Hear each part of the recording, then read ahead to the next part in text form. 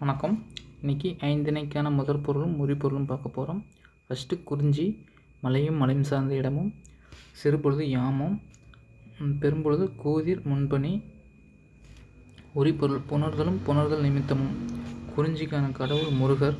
அடுத்து முல்லை, காடும் காடு சார்ந்த இடமும், சிறுபொழுது மாலை, பெரும்பொழுது கார்காலம். உரிபொருள் இருத்தலும் இருத்தல் நிமித்தமும்.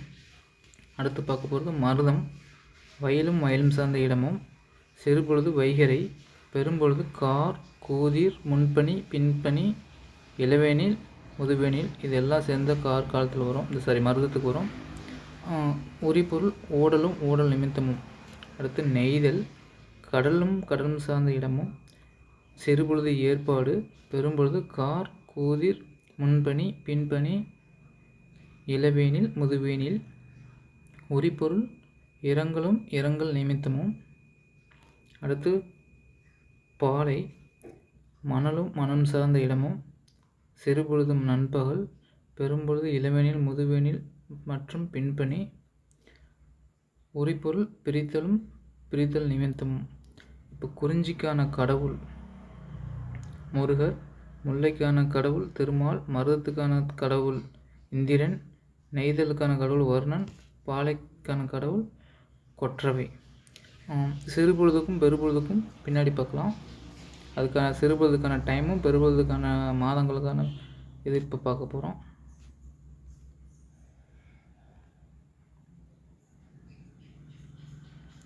ஃபஸ்ட்டு பெரும்பொழுது பார்க்கலாம்.